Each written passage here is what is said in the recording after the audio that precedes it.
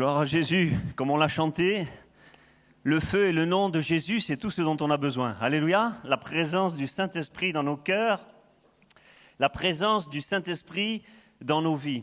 Je suis heureux d'être là, je commence à apprendre quelques mots de créole. et c'est vraiment super, c'est chantant, c'est joli, c'est vivant, c'est super. Je vais revenir avec quelques expressions en métropole. Voilà, c'est une bénédiction énorme que le Seigneur nous fait d'être là, de pouvoir partager ainsi la parole de Dieu. Je veux remercier tous les frères qui l'ont prêché avant moi parce que ça va me donner des bases sur plusieurs sujets de prédication, sur des messages futurs et combien on a besoin de cette parole. Et c'est avec le Saint-Esprit, la parole de Dieu, je pense que c'est vraiment le cadeau le plus merveilleux, les plus merveilleux que Dieu nous ait fait. La parole et l'Esprit. Alléluia, c'est quelque chose de fantastique. C'est l'arme peut-être la plus puissante qu'il nous ait donné. Contre le diable, il n'a pas utilisé des pierres. Maintenant, il est écrit. Et c'est ça la puissance de la parole. Et comme dira le prophète Jérémie, j'ai recueilli tes paroles et je les ai dévorées. Alléluia. Vous avez faim? C'est important. Pas de carie, pas de rougaille, saucisse, mais de la parole de Dieu. Amen. Le repas viendra plus tard. Gloire au Seigneur. Voilà, et c'est important, comme dira l'Hébreu, afin qu'on ne soit pas emporté loin d'elle. Parce que vous savez que c'est des choses qui arrivent, c'est pour ça qu'on a besoin d'être ancré vraiment dans cette parole du Seigneur, une parole qui est vivante et qui apporte la vie. Et quand Jésus dit ça, dans le texte original, vous savez, je parle couramment le grec, donc je peux traduire. Non, j'ai des outils. Je ne parle pas du tout grec ni hébreu, mais il y a de très très bons outils. Mais ce terme, Zao, la vie, ça veut dire qu'il y a un pouvoir vital en soi. Vous imaginez, c'est extraordinaire. Cette parole de Dieu, elle a un pouvoir vital en elle, capable de faire des choses merveilleuses. C'était, je crois, avant-hier, avant qu'il ne soit atteint par le Covid, notre frère... un frère m'a demandé, Cariou, je crois que c'est Cariou ça, il m'a dit, écoute, j'ai entendu dans un témoignage que tu donnais, brièvement, que tu avais eu un œil crevé.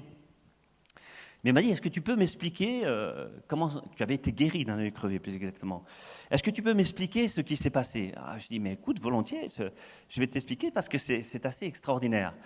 Alors, qu'est-ce qui s'est passé? Ma mère, un jour, me demande... Elle avait un cognacier du Japon, je ne sais pas si quelques-uns d'entre vous connaissent, des botanistes. Ce sont des tiges qui sont très très hautes et le bout de la tige, il y a des pointes qui sont comme ça et très très dures. Et cet arbre, elle l'avait laissé, il était tout entouré par des ronces. Elle me dit, est-ce que tu peux m'enlever ça? Je dis, mais pas de souci, maman, je vais t'aider. Donc avec une serpette, j'ai commencé à aller pour couper toutes ces ronces. Et en donnant un coup assez fort, en Corse on appelle ça un pinat, avec le pinat, la branche, au lieu de se couper, a fouetté, comme ça. Et elle est rentrée dans mon œil. À l'époque, je n'avais pas de lunettes, c'était un peu plus jeune.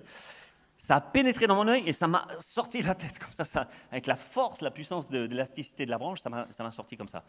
Et donc, je vais vite à la maison, qui était toute proche. Je regarde et j'avais un gros trou comme ça dans l'œil, la taille de la branche qui était rentrée. Un petit peu plus tard, là, je vois un ami qui est infirmier, il me dit, mais tu es fou, va tout de suite consulter à l'hôpital parce que tu as un trou, tu as perdu le liquide de l'œil, l'humeur et tout le sang qui est dedans. Waouh, il m'a fait peur, donc je suis allé à l'hôpital. Mais c'est drôle, vous voyez la parole de Dieu. Quand je me suis regardé dans la glace et que j'ai vu ça, tout de suite, l'épître de Jacques, chapitre 5, qui m'a parlé, la prière de la foi, l'onction d'huile, tout de suite c'est venu à mon esprit. Quand je suis allé à l'hôpital, c'était un chirurgien libanais là, qui a regardé, il m'a mis sous le microscope optique et il me dit, monsieur, vous avez encore des morceaux de branches qui sont restés dans l'œil, des petits morceaux de branches, et c'est déjà infecté, il y a déjà du pus, oui, ça va vite. Il dit, écoutez, on ne pourra pas sauver cet œil.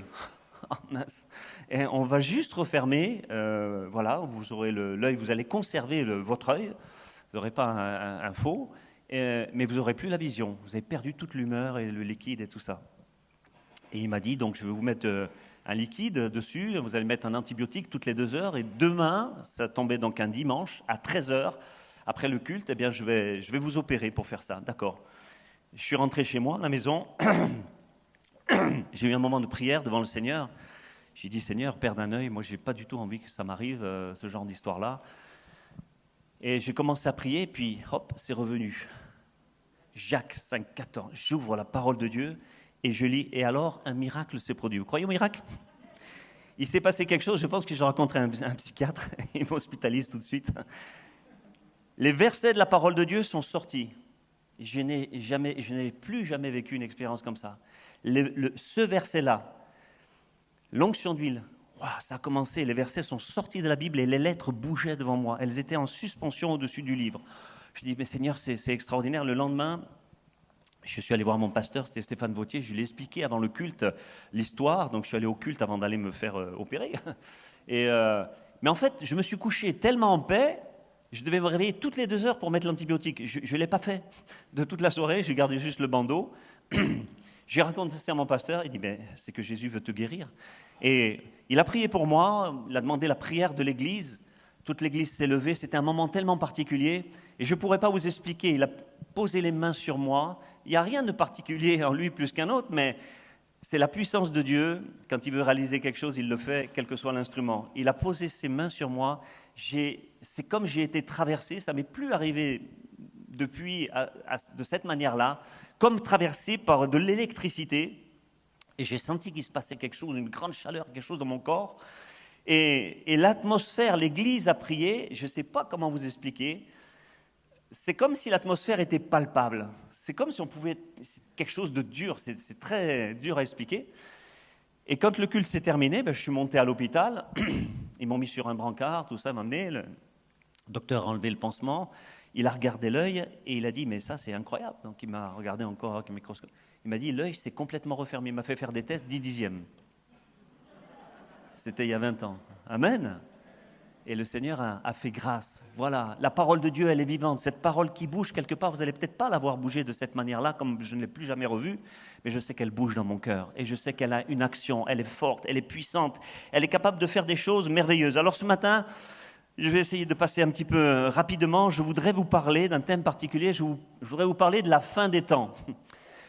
Mais ne vous me prenez pas sur l'orthographe, ce sera plutôt la fin F-A-I-M, pas F-I-N. La fin des temps. Et vous allez comprendre un petit peu là où je veux en venir, parce que le Seigneur, dans le prophète Amos, il va parler, je ne sais pas si vous vous souvenez de ce verset, de la faim et de la soif d'entendre la parole de Dieu. Amen, les paroles du Seigneur. Cette faim et cette soif d'entendre la parole de Dieu, et que ces paroles, cette faim et cette soif puissent nous habiter tous les jours de notre vie. Moi, depuis que je suis converti, je n'ai jamais plus quitté la parole de Dieu. C'est quelque chose qui m'habite, fouiller dedans, la regarder, c'est quelque chose d'extraordinaire. Depuis que j'ai été baptisé dans le Saint-Esprit, ça a commencé tout de suite. Alléluia. Alors peut-être, quelques-uns vont tiquer en disant, ça semble pas trop coller avec le thème, avec amour, cette histoire-là. Mais peut-être détrompez-vous, parce que cette fin-là, la fin de Dieu, la fin de la parole de Dieu, la fin des choses de Dieu, du service avec Dieu, eh bien, c'est lié intimement à cet amour. Pas l'amour du monde, qui est une inimitié contre Dieu, mais l'amour de la parole de Dieu. Alléluia. Paul va l'enseigner aux Corinthiens, 1 Corinthiens 13. Quand je lis 1 Corinthiens 13, des fois j'ai honte. Le niveau me paraît tellement élevé, énorme. Mais le Seigneur voudrait nous conduire dans cette dimension-là. Et puis Paul dira aussi que tout ce que vous faites se fasse avec amour.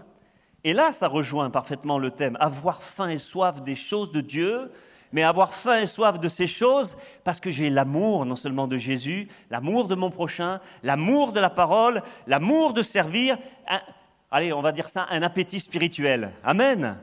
Dieu n'aime pas les anorexiques spirituels.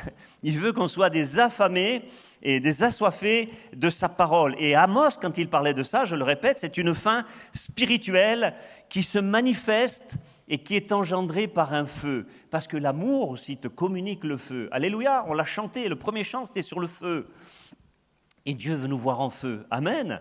Un cœur en feu, enflammé vraiment pour lui. Alléluia, c'est quelque chose de merveilleux. Et le plus sûr moyen d'être en feu, eh bien, c'est d'être sur l'autel. Vous savez ce que déclare Lévitique 6.6 ? Le feu brûlera un petit peu sur l'autel, de temps en temps, continuellement. Et ce feu, il ne s'est pas éteint pendant très longtemps, pendant très très longtemps. Il fallait l'alimenter constamment. Et donc ça parle aussi d'activité, parce qu'il fallait dans le désert, il fallait chercher du bois, il fallait l'alimenter quand même, ce feu. Il y a tout un travail à faire pour que ce feu brûle en nous. Et ce feu sur l'autel, bien évidemment, l'autel, il représente, et le sacrifice, ça représente Jésus. Donc il faut être pleinement en Jésus pour être rempli de ce feu. Mais ce qui est étonnant, c'est que ce feu, dans la parole de Dieu, dans l'hébreu, quand il parle de ce feu-là, il va parler, le terme c'est Esh, E-S-C-H. Ça signifie un feu intense, pas un petit feu. La Bible, l'hébreu plutôt, utilise différents termes pour parler du feu. Le feu de cheminée, un feu de forêt. Mais lorsqu'elle parle de ce genre de feu, elle parle de Esh, un feu surnaturel. Lorsque le feu qui était sur l'autel, c'est Esh. Le feu qui était dans la colonne de feu, c'est Esh. Le buisson, c'est Esh. Le buisson en feu, c'est Esh. Et c'est ce genre de feu que Dieu veut voir dans nos cœurs. Alléluia, qu'il veut voir brûler véritablement dans nos cœurs. Quand le feu est tombé sur l'autel, quand Élie prêchait avec les prophètes de Baal, souvenez-vous, là aussi c'est Esh, un feu qui est venu consumer les pierres. Vous avez déjà essayé de brûler des pierres, que ça fonde? À mon avis, il faut un sacré feu, hein? Vous ne croyez pas? Et c'est ça, ce feu surnaturel, ce feu de Dieu qui fait que quand tu l'as en toi, il change ta vie, il t'enflamme, tu as envie de parler de Jésus, tu as envie de... Je me souviens, lorsque je me suis converti, c'était assez extraordinaire. On n'est pas sage, hein? Mais... personnellement, dans le témoignage, je crois que j'ai peut-être gagné plus d'âmes à cette époque dans le témoignage personnel, quand j'avais vraiment ce début, ce feu de la conversion. Après, on grandit en sagesse, mais ce qu'il faut, c'est garder aussi le feu, avoir la sagesse et le feu. Et si on arrive à avoir cet équilibre, ça va être quelque chose de magnifique. Et je me souviens, lorsque j'ai été baptisé du Saint-Esprit, c'était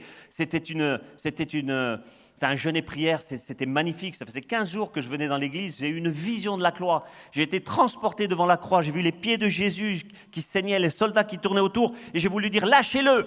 Et là, bon, j'ai été baptisé du Saint-Esprit, puis dans la salle, il y a eu plein de gens qui ont été baptisés du Saint-Esprit en même temps. Et quand je suis sorti de là, j'avais déjà parlé à ma mère, ça faisait 15 jours que j'étais dans l'église, je me disais, mais Jésus, il est vivant, il est puissant. Elle, c'était juste la Vierge Marie, les idoles. Elle mettait dans ma chambre une petite Vierge Marie qu'elle avait rapportée de Lourdes, fluorescente, ça me faisait peur. Ça m'a orienté vers la Pentecôte. Et je lui ai téléphoné quand j'ai été baptisé du Saint-Esprit. Écoute, maman, ça existe, chalakalakai. Vous voyez, absence de sagesse. Mais elle s'est convertie, mon père s'est converti. Des fois, je disais des bêtises, il y avait des versets que je ne connaissais pas et tout ça, mais les gens étaient touchés par le feu. Amen. Par la conviction, par la foi, par l'amour de Dieu qui est en nous. Amen. Alors, ayons la connaissance, mais ayons aussi le feu, c'est le plus important. Il veut voir brûler ça dans chacun de nos cœurs. Vous savez, David, vous savez tous ce que ça veut dire bien-aimé. Mais la racine de ce mot de David, c'est Dod, ça veut dire le brûlant, celui qui brûle, celui qui est brûlant.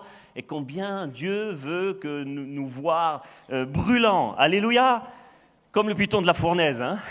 Ça ne s'arrête pas, ça coule, certaines fois plus que d'autres, mais plaise à Dieu qu'on soit tout le temps en feu, vraiment comme ça.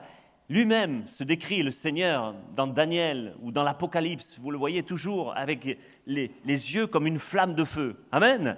Les pieds et le bas des jambes comme embrasés, comme de l'airain ardent, tout en feu comme ça. Et la Bible dit ceci, tel il est, tel nous sommes. Mais moi je dis, mais c'est fantastique cette parole. C'est pas tel nous serons. Tu dois réaliser tout le potentiel que tu as lorsque Jésus, le Saint-Esprit est venu dans ta vie. Tel il est, tel nous sommes. Vous ferez des choses plus grandes que celles que j'ai faites. Est-ce qu'on peut arriver à le croire? Il nous a donné un mandat. Amen. Et c'est pour ça qu'on peut croire qu'on peut recevoir des choses avec le Seigneur. Amen. Alors peut-être quelqu'un au milieu de nous a perdu ce feu, a perdu cet amour dont on est en train de parler, réunion après réunion, chaque fois sous une forme un peu différente. Et gloire à Dieu pour toutes ces formes qui s'ajoutent les unes aux autres et qui construisent tout ce dont on a besoin.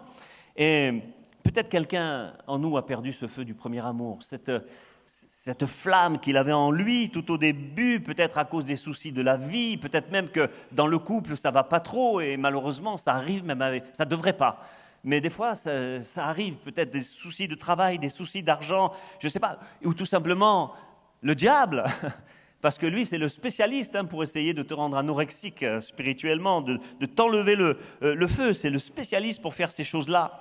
Et j'aimerais tout simplement ce matin, au travers de quelques exemples, toujours cité dans la parole de Dieu, vous amener à voir qu'est-ce que c'est qui pourrait nous enlever ce feu et cet amour, et qu'est-ce que c'est qui pourrait nous le redonner. Amen. C'est important. Et tout de suite m'est venu à l'esprit le prophète Élie. Le prophète Élie. Vous voyez, c'est un vrai pentecôtiste. Monte, descend, voilà. Mais ça n'est arrivé qu'une fois, et le découragement, croyez-moi, ça peut arriver à tout un chacun. Un burn-out ou des choses comme ça. Et c'est un petit peu ce qui s'est produit. Élie a vécu des choses extraordinaires, et puis tout d'un coup, à cause d'une menace, son esprit s'est laissé saisir par cette menace, la peur de se faire tuer par cette femme Jézabel qui avait déclaré sur lui ce jugement qu'elle allait le faire tuer. Et donc, il va filer et il va s'isoler. Ne le faites jamais. Ne vous isolez pas. Combien de gens j'ai connus dans l'église qui disent « je vais prendre un petit peu de recul ». Je crois que c'est le frère David qui en parlait dimanche, l'autre jour, hier. Et qui disait que non, on n'a pas à aller à la maison, etc., à regarder en différé ou à la radio ou à la télé. On doit être en présentiel, amen.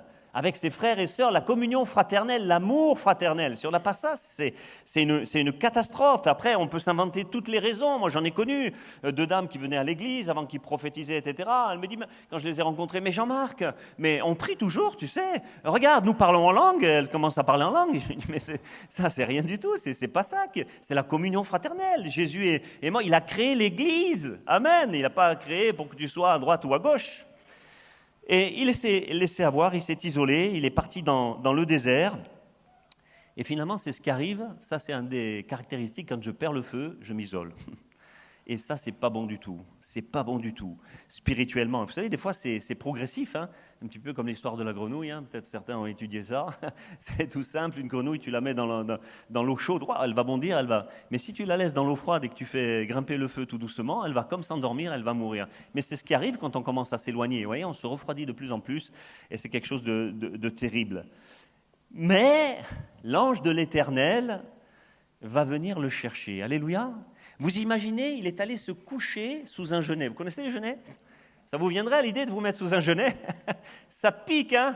Et des fois, on se cherche bien des ennuis quand on s'éloigne de l'Éternel. Mais il y a l'amour de Dieu. La Bible nous dit que c'est l'ange de l'Éternel, c'est-à-dire c'est une théophanie, c'est une représentation de Jésus dans l'Ancien Testament. Jésus qui vient à sa rencontre, qui le frappe comme ça pour le réveiller. Alléluia, parce qu'il veut te réveiller. Mais imaginez, ça veut dire aussi que Jésus était là pendant qu'il dormait, il était à ses côtés. Ça vous touche pas ? Moi, ça me touche, quoi. Je trouve ça tellement attendrissant. L'amour de Jésus. Le gars, il se rebelle, il part. Je demande la mort parce qu'il veut se suicider. Non, mais où tu vas ? Et Jésus, voilà, il va pas. Remarquez, aucun reproche. Même lorsqu'il est dans la caverne, aucun reproche. Va, reprends ton chemin. Hein, alors que Élie lui dit des bêtises. Je suis resté moi seul. C'est pas vrai. Il avait rencontré l'autre qui lui avait dit, j'ai caché les prophètes 50 par 50. Il n'était pas seul et il le savait. Mais vous savez, quand on n'est pas bien, on va dire plein de choses qui ne sont pas vraies. Mais le Seigneur, il ne va même pas tenir compte de ça. Il est à ses côtés. Il le réveille. Et quel réveil ? Le petit déjeuner est fait. Vous imaginez ? C'est pas Théphale qui a inventé la pirade. Hein ? C'est Jésus. Eux, ils ont volé le brevet.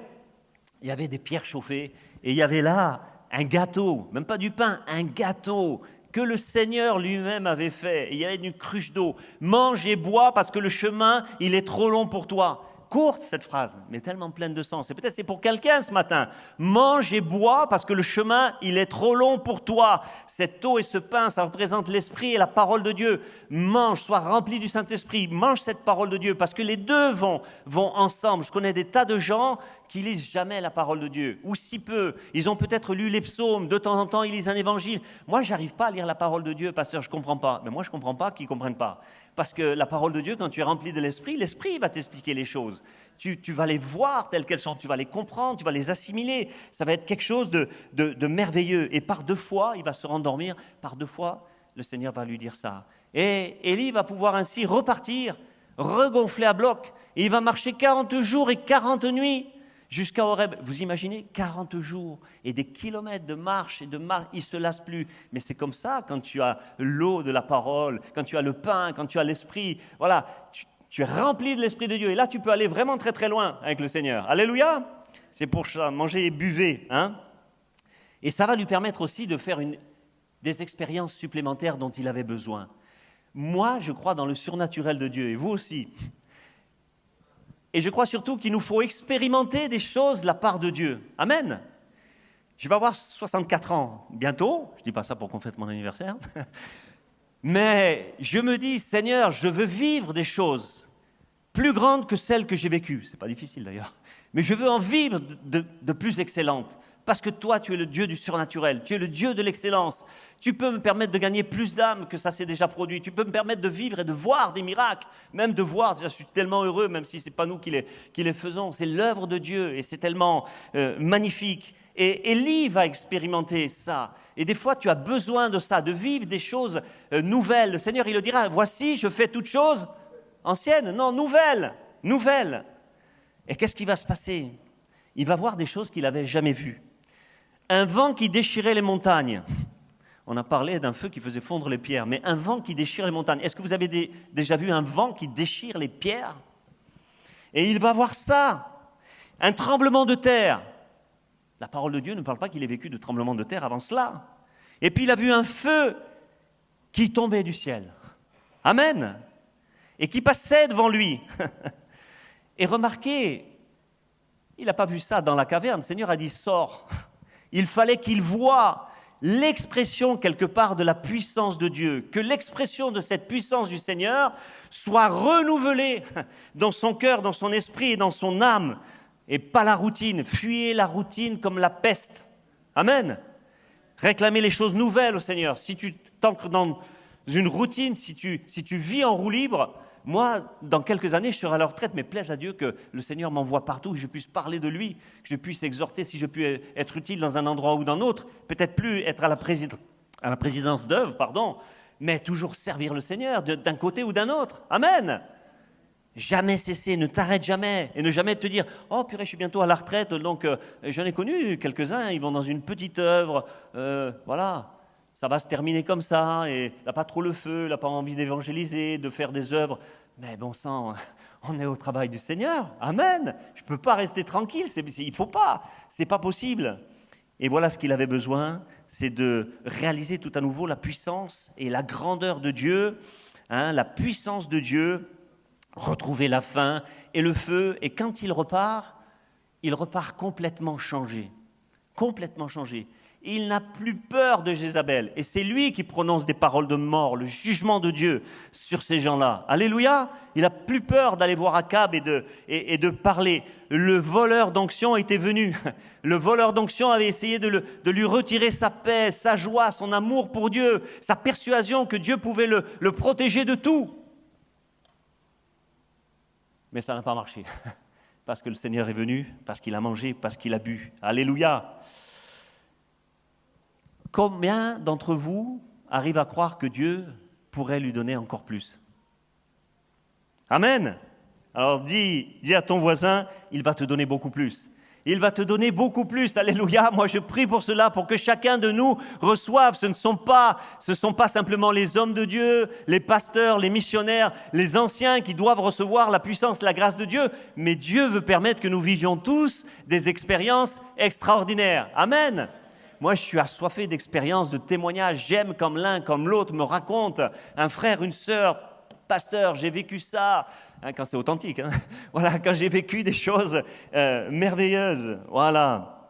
Alléluia. Alors, il nous faut vouloir ces choses. Bien sûr, être réaliste et ne pas exagérer. Lorsque j'étais en Afrique, là, dans une région, et je suis tombé sur une église. Ils avaient donné le titre à l'église « Église de la montagne de feu et des miracles ». C'était un peu prétentieux, mais peut-être que ça répondait à leur vision. Mais plaise à Dieu que ça marche. Voilà. Mais le diable, il utilise autre chose pour nous décourager que ce qu'il a fait pour Élie. Et quelquefois, il se sert de notre passé pour impacter notre présent et pour détruire notre futur. Ça, c'est le spécialiste pour faire ces choses-là. Alors, je vais parler de 3 choses dans ce sens, qui vont aller dans ce sens.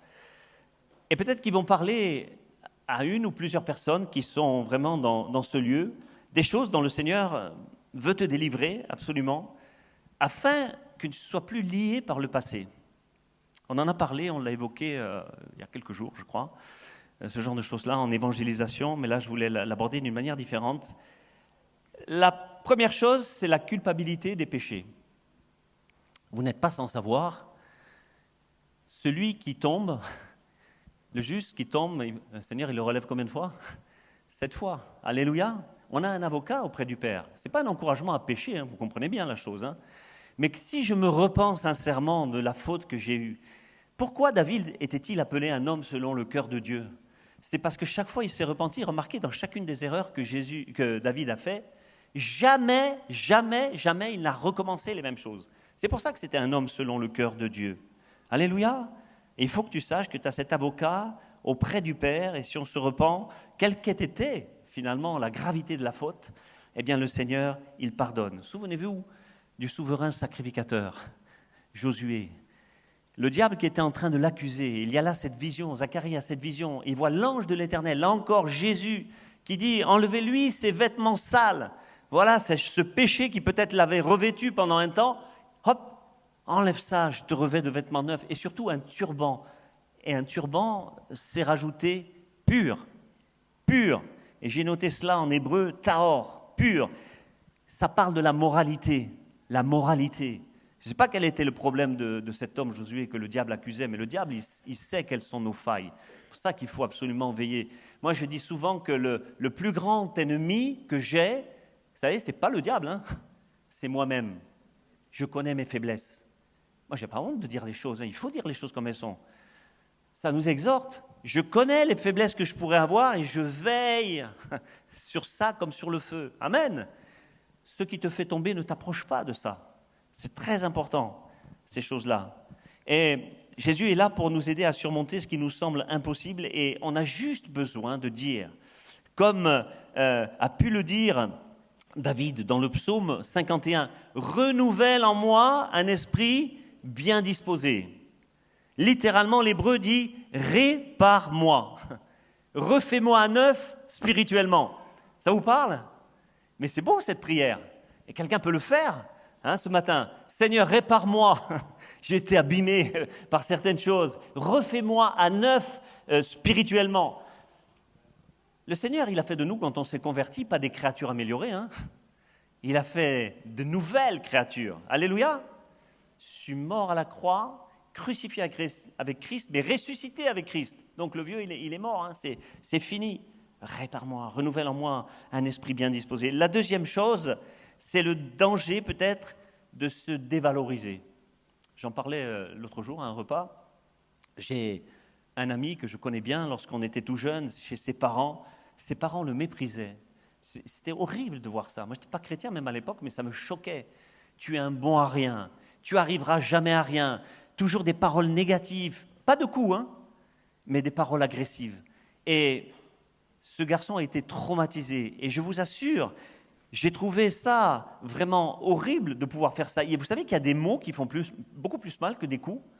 Et des choses comme ça qui vont rester. Des fois, tu oublies, tu as pris une rouste, tu te souviens même plus de cette chose-là. Moi, quand mes parents m'ont mis des fessées ou des choses comme ça, je ne me souviens plus.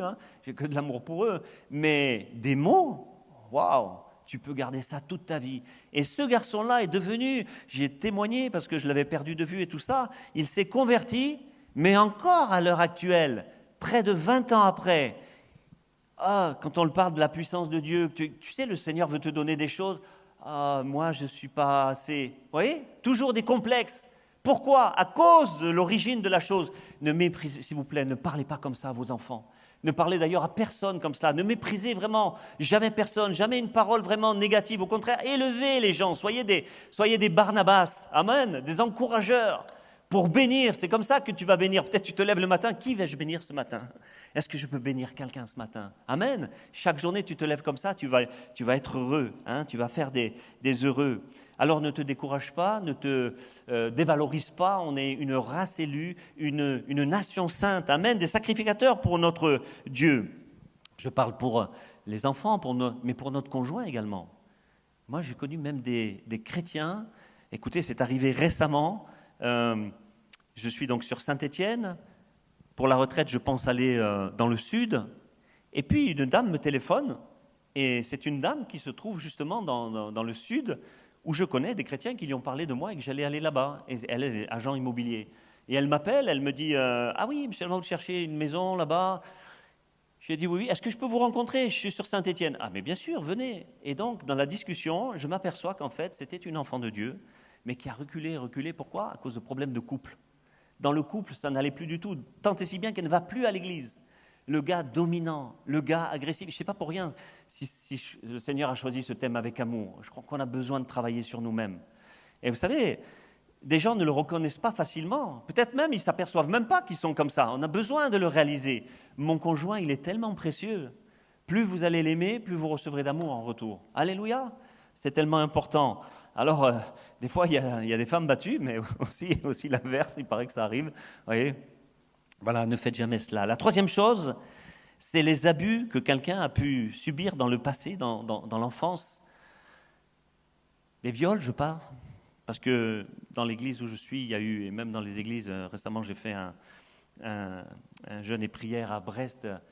J'étais invité là-bas et il y a tellement de gens, j'étais orienté pour prêcher sur ça, qui ont été brisés. Ils étaient brisés depuis tellement longtemps, ils ne l'avaient jamais dit, ils ne l'avaient jamais avoué. On m'a amené une dame, pourtant relativement jeune, elle ne pouvait même pas venir à l'imposition des mains tellement elle était effondrée. C'est des gens qui l'ont portée, tellement l'évocation de ce passé était mal en elle. Dans ma propre église, des gens qui ont été violés par des gens de la famille. Vous imaginez? Mais c'est abominable. Et pour guérir de ça, croyez-moi, il faut toute la grâce de Dieu. Mais ça arrive. Et ces gens-là, lorsqu'on a prié pour eux, ils sont tombés, mais ils n'étaient pas possédés. Hein, mais c'était des cris de douleur. Ils ne tenaient plus debout. C'est comme s'ils n'avaient plus de force. Mais ce n'est pas de la possession, ça. Ils avaient besoin d'être libérés de ce lien du passé, de cette chose qui... Mais quand ils ressuscitent spirituellement, waouh! C'est comme s'il n'y a plus la plaie, c'est juste la cicatrice et ils deviennent épanouis. C'est important de le faire. C'est pour ça, tant que je me suis tu, mes os se consumaient au-dedans de moi. Ne laisse pas ça dans ton cœur. Va voir tes pasteurs. Parle-leur. Dis-leur. Ose. Dès que ça va sortir de ta bouche, déjà, le problème commence à être diminué. Alléluia. Et tu auras en Dieu la guérison. Vous êtes toujours avec moi? Bon, je vous vois tout silencieux, donc... Ok. Alors, il y a des choses comme ça qui peuvent nous enlever la faim. Mais le Seigneur, il va dire ceci. Ésaïe 61, verset 1. C'est ce qu'il va redire dans Luc, chapitre 4, verset 18. 4 choses. Écoutez bien. Il est venu, ça a un rapport avec ce que je viens de vous dire. Il est venu annoncer une bonne nouvelle aux pauvres, guérir ceux qui ont le cœur brisé, proclamer aux captifs la délivrance et aux aveugles le recouvrement de la vue. Mais est-ce que vous avez remarqué ce qui vient en premier? C'est guérir le cœur brisé. Avant la guérison, avant la délivrance, c'est bien plus important pour ces gens-là que de leur parler, à ces gens-là, je ne leur parle pas d'exercer le surnaturel ou de désirer des expériences. Il faut d'abord qu'ils guérissent. Amen. Avoir cette guérison intérieure qui est tellement importante pour elle. Et ce qui compte pour Jésus, et c'est sa mission, venir guérir les cœurs brisés. Mais par extension, c'est notre mission à nous, pasteurs, de guérir ceux qui ont le cœur brisé. Lorsque nous prions pour des gens qui sont possédés, on ne se réjouit pas que les gens soient possédés, mais il faut les délivrer parce que même la délivrance, c'est l'expression de l'amour de Jésus pour ces gens. Parce que ces gens ont été captifs, quelque part par ignorance. Hein. Moi, j'ai connu des gens qui ont fait de l'occultisme parce que le pain du mystère est agréable. Hein. Moi, je l'ai fait quand j'étais plus jeune, faire tourner le verre et tout ça. On était passionnés par ces choses-là. Je disais des livres de l'Obscen Grand-Pas qui parlaient de ces choses-là. Et ça nous plaît. Et par ça, tu peux être lié.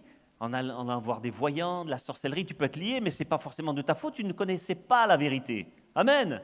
Dieu pardonne les temps d'ignorance. Et quand ces gens-là ont entendu l'évangile, la parole de Dieu, qu'on a prié pour eux, il y a eu des manifestations, et gloire à Dieu, parce qu'ils ont été délivrés. Et après, ils ne sont plus jamais les mêmes personnes. Ils ne retournent plus jamais dans ces choses-là. Amen. Et ce que veut le Seigneur, et particulièrement, je crois, ce matin, c'est que toi qui écoutes et qui es lié par ce passé-là, tu sois libéré et guéri de ces choses du passé. Amen. Gloire au Seigneur. Et des fois, c'est des gens auxquels on ne se douterait pas. À qui ces choses-là sont arrivées parce qu'elles ont comme soi-disant moyen de défense d'englober ça, de le cacher, vous voyez, de ne pas le montrer. Mais il faut le faire, hein. Pas à n'importe qui, mais à votre pasteur, à vos pasteurs, faites-le. Alléluia. Est-ce que vous saviez, je ne suis pas trop long là, il y a encore quelques minutes, est-ce que vous saviez que que David avait eu un passé très douloureux. Souvent, on s'imagine simplement David, la fronde, Goliath, les victoires, etc. Ah, bien sûr, quelque temps pourchassé par Saül pendant plusieurs années, mais on ne le voit pas malheureux dans l'enfance. Écoutez, moi j'ai été attiré par quelques textes qui m'ont parlé par rapport à cela, le passé douloureux de David. Souvenez-vous, quand le prophète va venir devant Isaïe, et Dieu lui avait dit, parmi ses fils, il y en a un que je vais oindre pour roi sur Israël, pour remplacer Saül. Alors on connaît l'histoire, Samuel arrive, et il demande à Isaïe, amène-moi tes fils, et ils passent les uns après les autres. Le grand, le Seigneur a dit, regarde pas à son apparence, moi je regarde au cœur, je passe là-dessus. Et puis au bout des 7, plus rien. Et Dieu n'a pas parlé à Samuel. Mais alors, forcément, Samuel va dire, mais est-ce qu'il ne manque pas quelqu'un dans l'histoire? Est-ce que tu n'as pas un autre fils? Ah, David! Ah oui, David! Mais vous qui êtes papa, vous oubliez les enfants? Vous oubliez de les amener? Le prophète lui-même qui vient, ils avaient la crainte. Pourquoi tu es venu pour faire le sacrifice? C'est volontaire. C'était volontaire de la part d'Isaïe de faire une chose comme ça. Ah, il reste le jeune là, celui qui garde les brebis là-bas. Ça lui était même pas venu à l'esprit, ou plutôt moi je crois que ça était venu à l'esprit, mais il ne l'avait pas fait venir, vous voyez? Il n'avait pas voulu le faire venir. Parce qu'on a traduit par jeune, Catan, dans l'hébreu, Catan.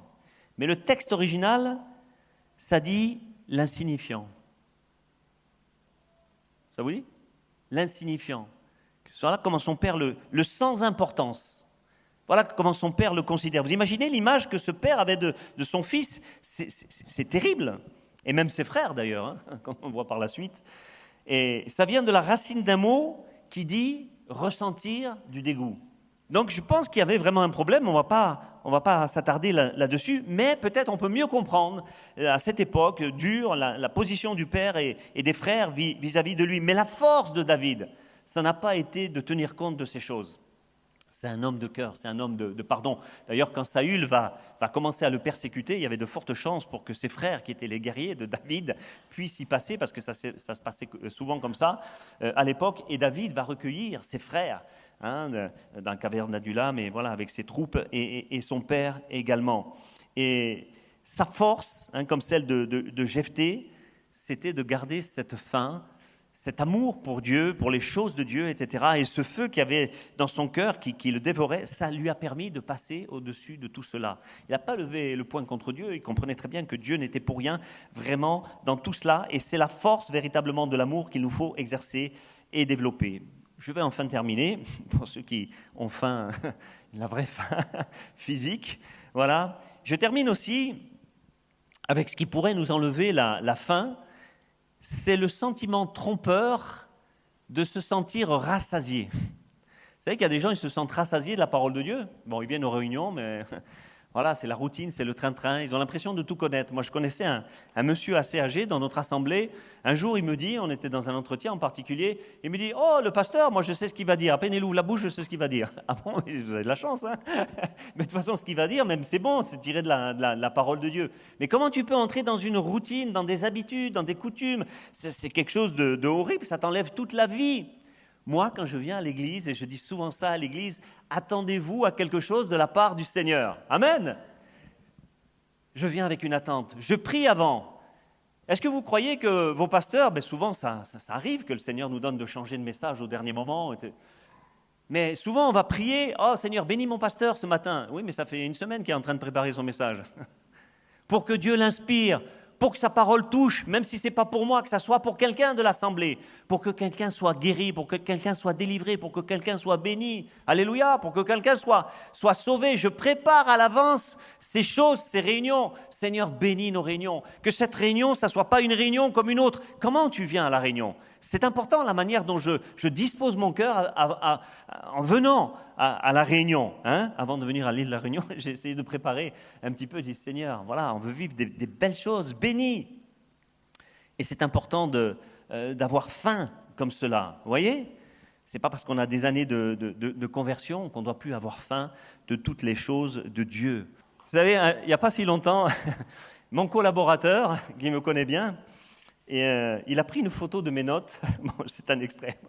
Des flèches partout. Souvent, je n'arrive même plus à me lire, j'invente des choses. Mais je ne sais plus où j'en suis. Et il a fait une prédication, ce que ton écriture dit de toi. Un jour, il faudrait que je donne ma manière d'écrire à un psychologue. Bref. Alors, où j'en suis ? Voilà, fuyez la routine, comme la peste, fuyez les coutumes. Moi, je veux vivre des choses que j'ai jamais vécues. Suivant l'exhortation de Paul, cherchez les choses d'en haut. Cherchez. S'il te demande de chercher, c'est que peut-être tu ne les as pas encore eues. Comment est-ce qu'on pourrait se satisfaire ? Vous voyez ? Paul dira, cherchez les dons les meilleurs, aspirez aux dons les meilleurs, zéléo, brûlez d'envie, pas simplement demander, tu ne me l'as pas donné, donc j'arrête de demander. Non, jusqu'à ce que je l'ai, je vais demander. Les dons les meilleurs, c'est quoi ? C'est quoi pour vous le don les meilleurs ? C'est le don des guérisons, souvent on dit, oui, les miracles, tout ça. Non, pour moi, enfin personnellement, mon point de vue, c'est que le don le meilleur, c'est peut-être celui qui est le plus adapté à l'instant T. Si je viens dans une réunion et que tout le monde est en pleine santé, à quoi servirait le don de guérison si je l'avais ? Ou le don des miracles si personne n'en a besoin ? Mais peut-être il y a peut-être une parole de connaissance dont la personne a besoin pour être touchée, pour être bénie. Alléluia ! Et ça, c'est tellement important. Il y a quelque temps, ça me vient comme ça, c'était dans l'année, avec mon épouse, un frère pasteur m'a dit, écoute, je fais un Zoom avec un pasteur des États-Unis, il a une grande église aux États-Unis, le gars, il a été pendant 40 ans missionnaire dans plusieurs pays. Et donc, c'est lui qui va prêcher. Le message, très, très simple. Mais ça peut être hyper simple, mais tellement nourrissant. Voilà, c'était super, en fait. J'ai beaucoup apprécié. Et après, il a dit, on va avoir un petit moment de prière. Donc, il y avait un interprète. Et pendant le moment de prière, il a eu des paroles de connaissance. Et il a parlé de deux choses. Et il a dit, voilà, il y a des personnes qui sont au loin. Ça peut encourager les auditeurs, là, ceux qui nous suivent sur YouTube. Il a parlé de quelqu'un qui avait un problème de dos depuis des années et des années. Et moi, j'ai eu une fracture des vertèbres lombaires à l'époque où je faisais de la gymnastique, une barre qui a cassé, une barre parallèle qui a cassé alors que je faisais des flips. Et pof, je suis tombé. Quand tu pèses 90 kilos, voilà, tac, je me suis cassé les vertèbres lombaires. Le médecin a dit, je devais partir au Burkina Faso une semaine après. Le médecin m'a dit, si vous étiez cassé 1 centimètre plus loin, vous étiez paralysé. Et cet homme, et depuis plus de 20 ans, j'ai ce problème de dos. C'est-à-dire, à peine je suis un peu courbé en avant, je prie le Seigneur, etc. Pour me relever, il faut que ça décoince. Cric, cric, cric. Voilà, c'est comme ça. Et il prophétise là-dessus. Et il prophétise aussi sur un problème de mâchoire. Ça faisait 1 an que j'avais un problème à la mâchoire, je ne savais pas ce que c'était. J'arrive même plus à croquer une pomme, là, vous savez, les grosses pommes bien dures. J'arrivais pas à la croquer, quoi. Et quand je bâillais, j'avais du mal à ouvrir la bouche. J'étais obligé de tenir la bouche tellement ça faisait mal. On m'avait mis, on aurait dit un vampire, on m'avait mis de la résine sur les dents pour que les dents ne grincent pas. On m'avait mis aussi une espèce de gouttière dans les dents parce qu'ils pensaient que ça venait de là. Mais rien n'y faisait. Et il prophétise sur la mâchoire qui te fait mal. Vous savez que quand je vous disais hier, il faut saisir des paroles de Dieu. Moi, j'ai dit, Seigneur, mais vraiment, c'est mon cas, quoi. C'est exactement ça. J'ai mis ma main sur mon dos et l'autre sur ma bouche. J'ai prié. Pof, délivré. Le gars, il est à des milliers de kilomètres de distance. La parole de Dieu, il n'y a pas de distance. Amen. Et il faut saisir par la foi. Et je me souviens, le lendemain, j'ai appelé un stagiaire que j'avais, qui après, il a changé d'église. Je lui avais filé le lien du Zoom. J'ai dit, t'as pu écouter ? Il me dit, oui. Écoute, Jean-Marc, il s'est passé quelque chose d'extraordinaire. Depuis 6 mois, j'avais un problème de mâchoire, lui aussi. Il m'a dit, j'étais guéri instantanément. Amen. Donc, ça peut s'adresser aussi à plusieurs personnes, et c'est la force vraiment de la parole de Dieu. Alors, cherchons les choses d'en haut. Pour moi, je pense qu'elles sont inépuisables, de vivre de nouvelles expériences avec Dieu. La parole me montre que David, il n'a plus jamais utilisé cette fronde, ou tout au moins, je ne le vois pas dans l'Écriture. Vous êtes d'accord avec ça ? Élisée, qui à un moment donné a prophétisé avec la harpe, on ne le voit plus jamais faire ça. Vous savez, je regardais récemment une émission télévisée, il disait que même les légionnaires qui avaient des Rangers auparavant, vous vous souvenez les Rangers? Ils n'ont plus de Rangers. C'est fini. Parce que quand ils sont arrivés dans des régions extrêmement chaudes, au Niger ou dans des endroits comme ça, les chaussures, à un moment donné, elles s'ouvraient, ils avaient les pieds qui gonflaient, ça faisait mal. Quand ils allaient dans des régions extrêmement froides, c'était l'inverse, ça faisait froid aux pieds, etc. Et ils ont changé, ils ont mis des chaussures adaptées. Je crois qu'on doit adapter certaines choses dans notre vie spirituelle. Il y a des choses qui m'ont servi pendant un temps, que je ne vivrai plus, je veux vivre des choses nouvelles. Il y a des gens, ils veulent vivre toujours des choses anciennes. Moi, je connais des gens dans l'église, je connais un frère ancien, il a le don des langues, toute sa vie, ça a toujours été le don des langues. Je dis, mais tu ne recherches pas aussi autre chose? Tu ne recherches pas aussi d'autres dons spirituels? C'est important d'avoir des dons spirituels et pas de les exercer tous et constamment. Mais quand le moment se fait sentir, que Dieu puisse te permettre d'avoir le don spirituel qui correspond à la situation et au jour. Amen. L'évangéliste Philippe, il va vivre une chose extraordinaire.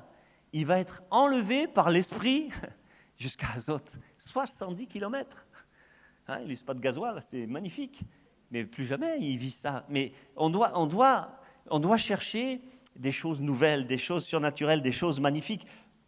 Élie, puisqu'on parlait d'Élie, mais jamais il avait couru devant un cheval. De Carmel jusqu'à Gisraël, vous savez combien il y a? 30 kilomètres. Il a couru devant le cheval et le char d'Akab. Vous voyez? C'est presque un marathon, hein, voilà, mais c'est magnifique. Alors, je pense qu'on doit chercher ces choses d'en haut, de vivre les choses nouvelles pour me donner cette faim, cette soif, hein, de désirer vivre vraiment ces choses, avoir cette faim de Moïse. Fais-moi voir ta gloire. Alléluia! Fais-moi voir ta gloire, Seigneur. Je veux voir des choses extraordinaires. La fin de Jérémie, j'ai recueilli tes paroles, je les ai dévorées. J'ai cité ce verset en introduction. Hein, la fin d'Élisée, je veux avoir le double de l'onction d'Élie. Et même Élie, dans sa conception, ce que tu demandes, c'est difficile. Mais Dieu n'a pas trouvé ça difficile. Hein. Il a vu la soif et la faim d'Élisée, parce qu'il savait, certainement, Élisée, ce n'était pas de l'orgueil de demander ces choses, mais il savait que s'il les aurait, il pourrait faire beaucoup plus de bien à beaucoup plus de personnes. Amen. Si je redemande une onction particulière au Seigneur, est-ce que c'est pour moi? Non. Celui qui a soif, qui vienne à moi. Des fleuves d'eau vive couleront de son sein. C'est pas pour toi, c'est pour les autres. Amen. Demande de recevoir, mais pour donner aux autres, c'est le plus important. La fin de Caleb, 40 ans. Donne-moi cette montagne. Donne-moi cette montagne. Je suis plus fort encore, plus vigoureux que je ne l'étais quand j'avais 40 ans. Vous imaginez? Mais c'est invraisemblable. Et qu'est-ce que je lis dans le même chapitre, ou le chapitre suivant, je ne me souviens plus exactement. Dieu va dire à Josué, Josué, tu es devenu vieux. Le parallèle entre les deux, entre Caleb et Josué, qui avaient certainement un âge un peu semblable.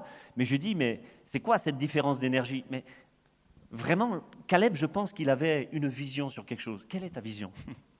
Quelle est ta vision? Est-ce que tu as soif des âmes? Est-ce que tu veux obtenir un don de guérison? Est-ce que tu veux voir la gloire de Dieu se manifester dans ton église? Est-ce que tu veux servir d'une manière particulière, dans un domaine particulier? Le Seigneur peut t'aider à cela. Mais Caleb, il avait en vision cette montagne. Et ce souvenir de cette montagne et la promesse de Dieu à l'époque, il l'a gardé dans son cœur jusqu'au jour où il est arrivé en Terre Sainte. Je veux cette montagne, donne-moi cette montagne, comme l'a dit Patati, vous connaissez l'histoire. Et je crois que c'est une vision qui entretient le feu et qui entretient la flamme. Alléluia. Ne perds jamais. Je connais des gens qui avaient perdu la vision ou ce que Dieu avait mis dans leur cœur il y avait des années et des années. C'est quelque chose de tellement dommage. Il faut s'attendre à lui. Moi, j'ai remarqué aussi une chose, c'est que le passif, il est là, mais il ne demande jamais. Soyons cet actif qui demande à Dieu de recevoir. Attendez et hâtez le retour du Seigneur. C'est lié, ça aussi, au témoignage, je pense, parce que vous avez lu certainement que c'est quand le nombre total des païens sera rentré que Jésus revient. Donc, quelque part, en raccourci, ça veut dire gagne le plus d'âmes jusqu'à ce qu'on atteigne ce chiffre. Amen. C'est pour ça qu'on doit se lancer dans l'évangélisation. Ne perdez jamais de vue l'évangélisation personnelle. 2 minutes encore, Jean? Ne perdez jamais de vue l'évangélisation personnelle avec ce Covid qui nous fatigue tous. Quelquefois, peut-être, on a perdu courage en se disant « Mais Seigneur, comment on va faire ?» Moi, en tout cas, ça a été ma position. J'ai dit « Seigneur, comment on va faire pour gagner les âmes ?»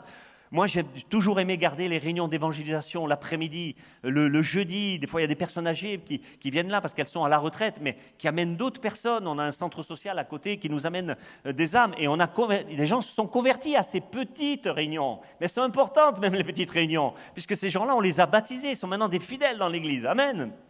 Mais à cause de ça, nos réunions d'évangélisation, à cause du Covid, on a dû fermer la salle. Et moi, je me lamentais, je me dis, mais Seigneur, mais comment on va faire maintenant pour évangéliser ?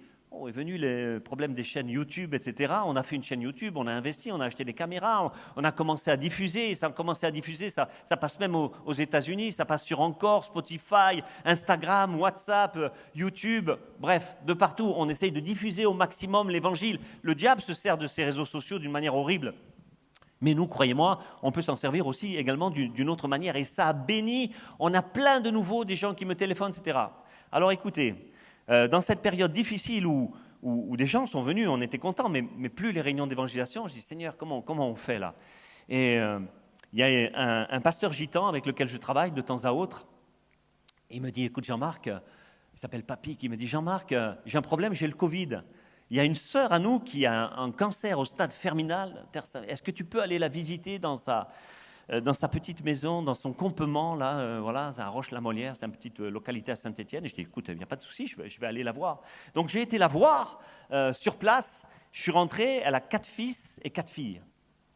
Et je suis rentré, donc j'ai parlé aux filles de l'amour de Jésus. Rentre le fils, un des fils, mais furieux contre l'évangile, le gars. Qu'est-ce que vous faites là ?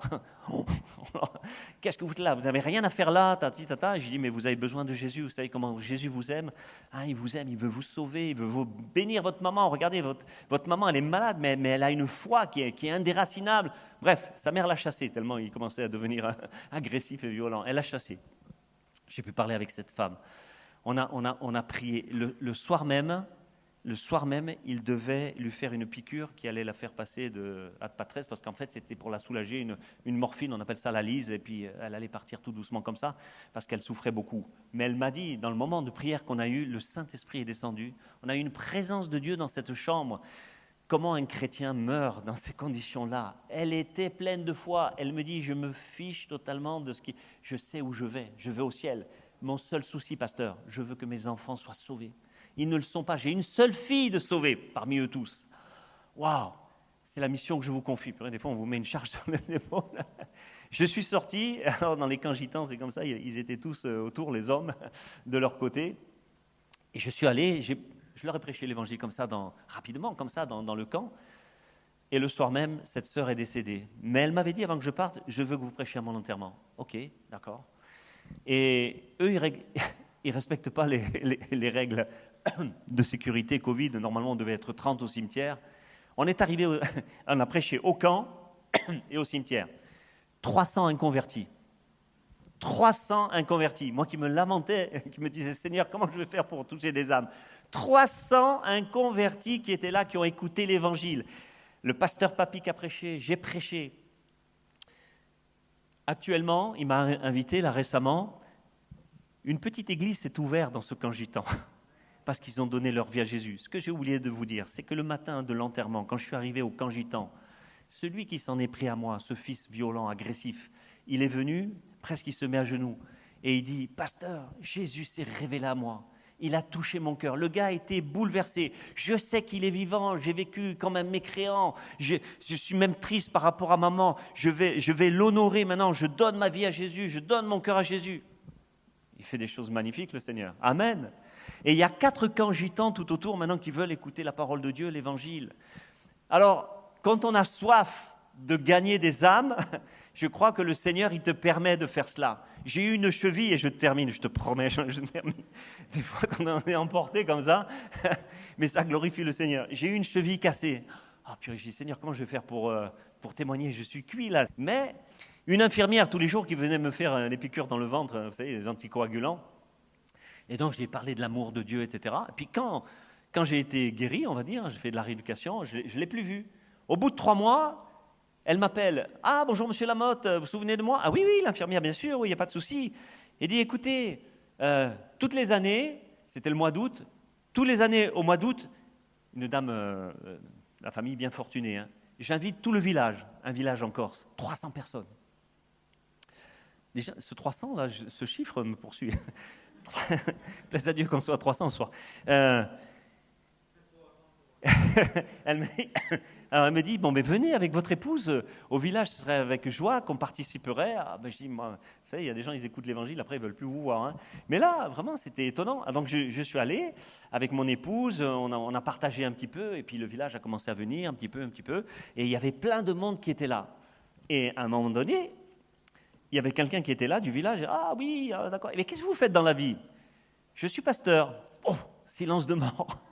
300 personnes, plus un bruit auparavant, ça plaisantait, ça riait. Ah bon? Mais c'est quoi un pasteur? Et puis, j'ai pu parler de Jésus et témoigner. Amen. Le Seigneur, quand tu te plains de cela, ça témoigne qu'il y a une soif dans ton cœur de parler de cet amour de Jésus-Christ. Alléluia. Et forcément, ça va se transmettre. Et je vous assure, si tu pries pour avoir des occasions de parler de Jésus, ça m'arrive tout le temps. Quand je perds un petit peu le feu, parce que ça m'arrive des fois, je me dis, oh là là, mais ça fait une semaine, j'ai parlé à quelqu'un, à personne de Jésus. Ne loupe pas des occasions. C'est le gars qui vient réparer la chaudière, c'est le type qui vient faire le ramonage. Je ne sais pas ce que ça peut être. Ne rate pas des occasions de parler de l'amour de Jésus. Arrête de lui parler de l'enfer et des choses comme ça. Parle-lui de ce que Jésus veut faire. Il veut nous sauver. Il y a une dame âgée qui disait, oh là là, moi chaque fois que je suis sur un trottoir, ce que je vois souvent, il change de trottoir. Et je dis, mais pourquoi?